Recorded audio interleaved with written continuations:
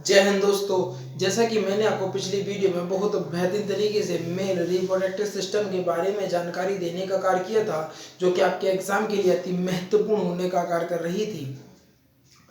ये सारी जो वीडियो रिप्रोडक्टिव जो सिस्टम आपका जो चैप्टर है, ये कहीं ना कहीं आपके जीवन से बहुत महत्वपूर्ण रखता है तथा आपको जानकारी देने का भी कार्य करता है।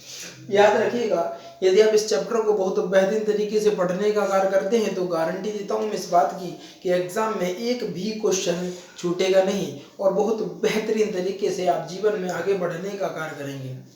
याद रखिएगा, मैंने आपको पिछली वीडियो में मेल रिप्रोडक्टिव सिस्टम तथा फीमेल रिप्रोडक्टिव सिस्टम के बारे में जानकारी दी। किस प्रकार परिपक्व अंडा होता है, शुक्राणु क्या होता है, अंडवाहिनी क्या होता है, निषेचन की क्रिया आज मैं बताऊंगा आपको। इसके अलावा आपको मैंने बताया फैलोपियन ट्यूब क्या होता है, स्पर्म कैसे ट्रेवल करता है, पेनिस क्या, सारी चीज़ें मैंने आपको बताने का कार्य किया, जो कि आपके जीवन के लिए तथा एग्जाम के लिए अति महत्वपूर्ण होने का कार्य कर रही थी।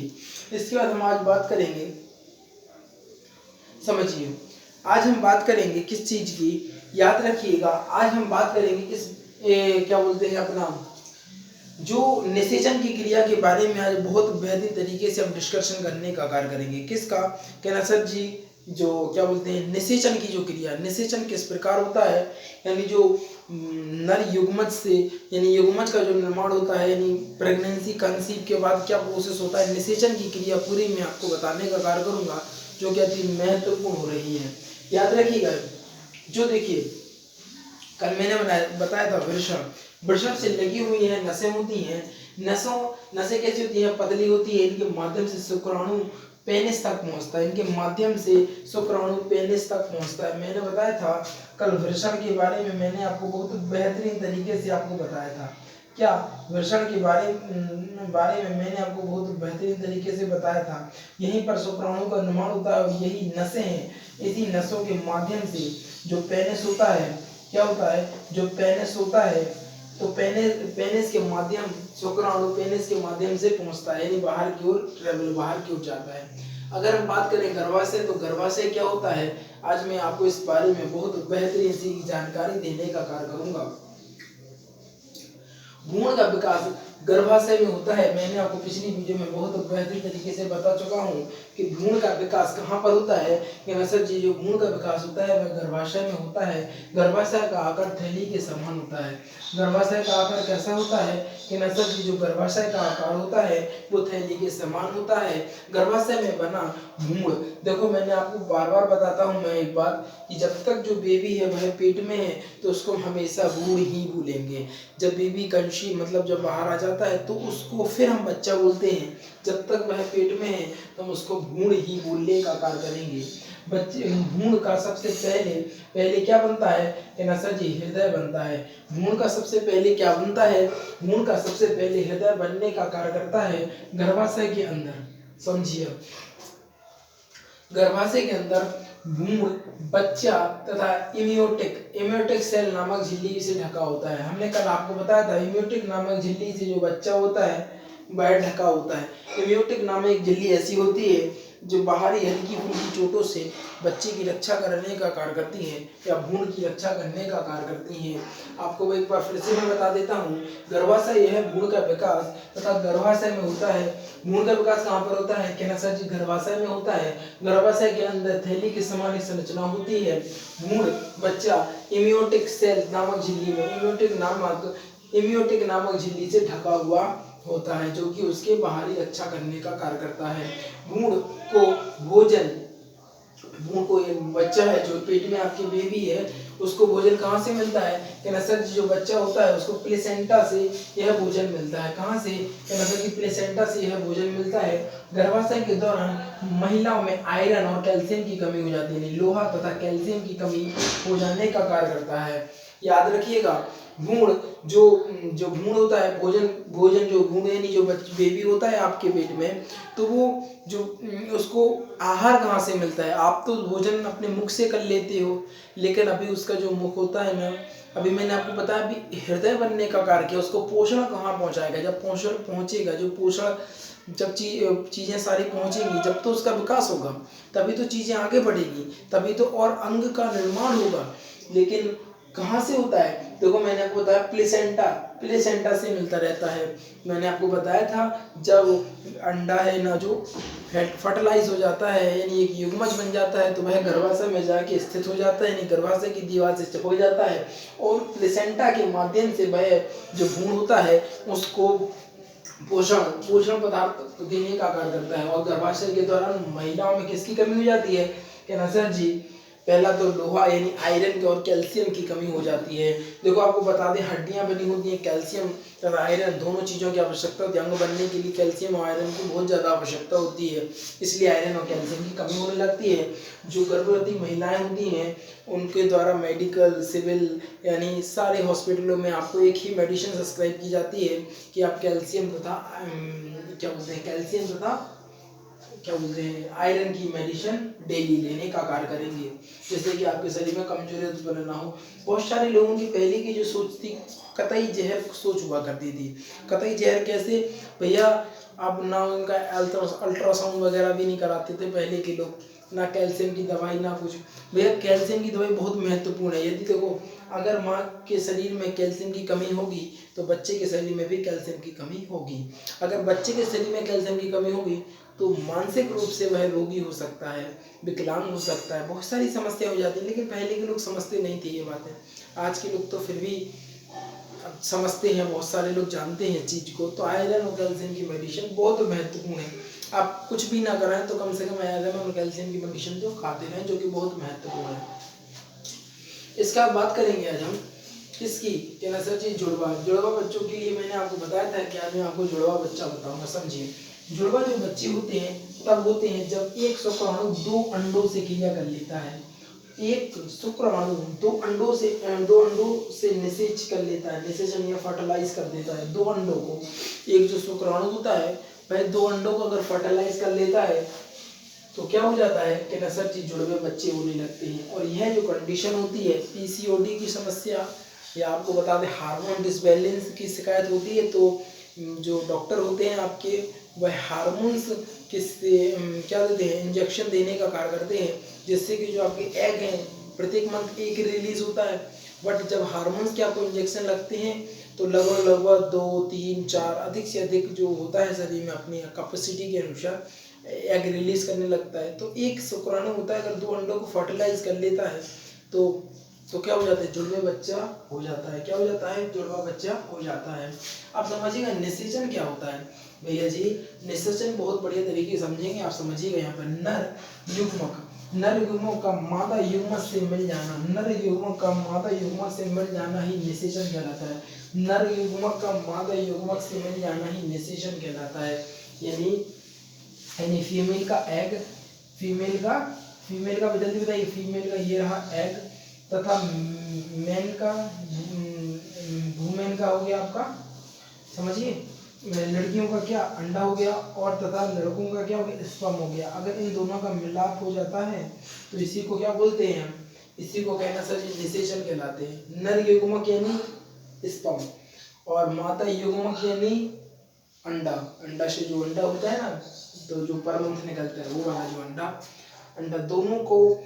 दोनों ही मिल जाते हैं तो उसी के भाव को हम निषेचन कहने का कार्य करते हैं। निषेचन की क्रिया फैलोपियन ट्यूब में होती है। निषेचन की जो क्रिया मैंने आपको कल बताया था, बहुत बढ़िया तरीके से चित्र के माध्यम से मैंने आपको चीजें क्लियर कराने का कार्य किया था कि जो निषेचन की जो क्रिया होती है वह कहाँ पर होती है? कि सर जी फैलोपियन ट्यूब में होती है। कहाँ पर? फैलोपियन ट्यूब में होती है। निषेचन के बाद क्या होता है? युग्मज या जाइगोट बनता है, युग्मज का निर्माण होता है। निषेचन के बाद किसका निर्माण होता है? कि ना सर युग्मज का निर्माण, निषेचन के बाद युग्मज का निर्माण होता है और युग्मज थोड़ा विकसित होने पर बाद वह भ्रूण बन जाता है। थोड़ा विकसित होने पर क्या बन जाता है? भ्रूण बन जाता है। भ्रूण का जो विकास होता है वह गर्भाशय में होता है। भ्रूण का विकास कहाँ पर होता है? कहना सर जी, जो भ्रूण का विकास होता है वह गर्भाशय में होता है। गर्भाशय के दौरान मासिक चक्र रुक जाता है। मैंने आपको पिछली वीडियो में बता चुका हूँ कि जब गर्भाशय में बेबी आप तो कंसीव कर लेते हैं, प्रेग्नेंट हो जाते हैं, तो आपका जो पीरियड जो साइकिल होता है, पर मंथ का जो साइकिल होता है, जो मासिक जो चक्र होता है, वो कहीं ना कहीं रुकने का कार्य करता है और वो रुक जाता है। इसके बाद बात करेंगे नर युग्मज का अगर स्पर्म और मादा युग्मज का अगर ओवम यानी अंडा जो मिल जाता है ना, तो क्या बनता है? क्या बनता है जल्दी बताइए। युग्मज बनता है। क्या बनता है? युग्मज बनता है। युग्मज से बनने के बाद भ्रूण बनता है। भ्रूण बनने के बाद शिशु बनता है। युग्मज बनता है, ठीक है, जायगोट बोल सकते हैं इंग्लिश में, ठीक है। इसके बाद आप समझिएगा क्या, जल्दी से बताइए, जल्दी से।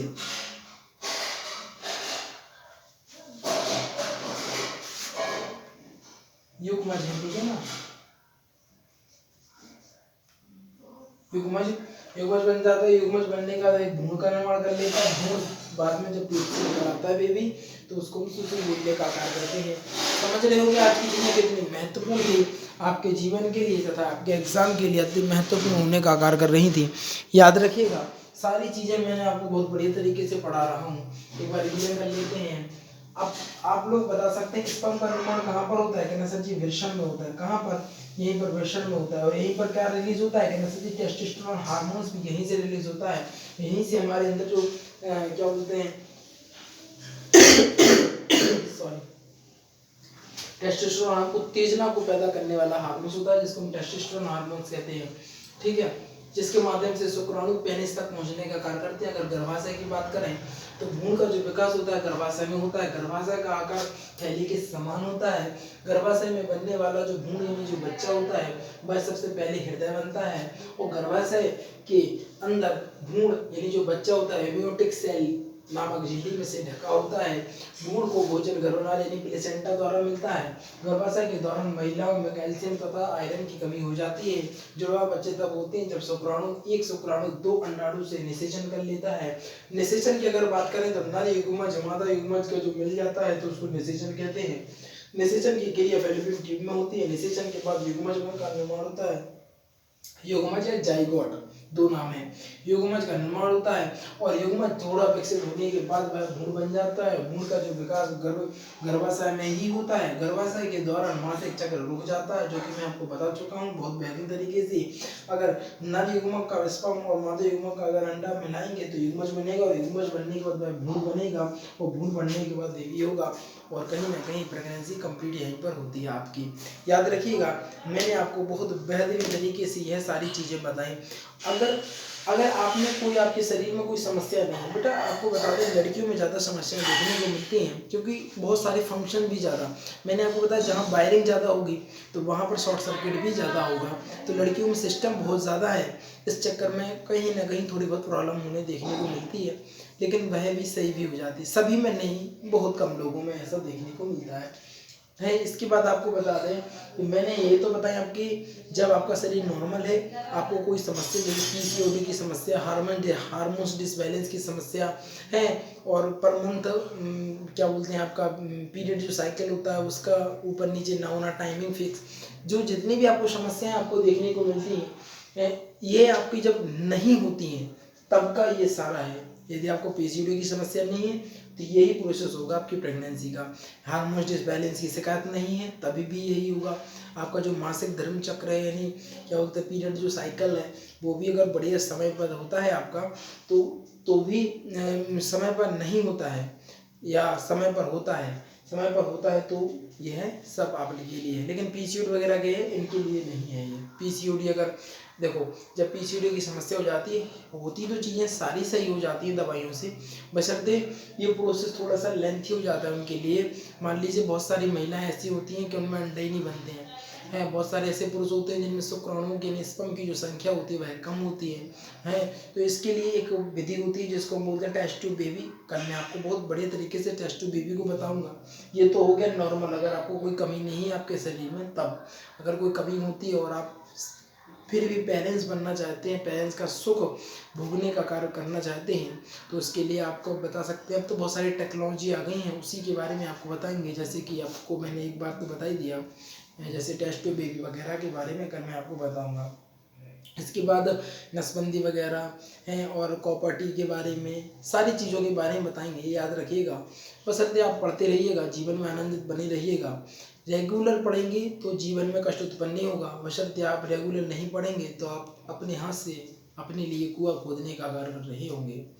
देखो आपको बता दें कि जो बाहुबली बैच है वो डेली का डेली 2 बजे आपको देखने को मिलता है, और जो राम सेतु बैच है डेली के डेली 4 बजे आपको देखने को मिलता है।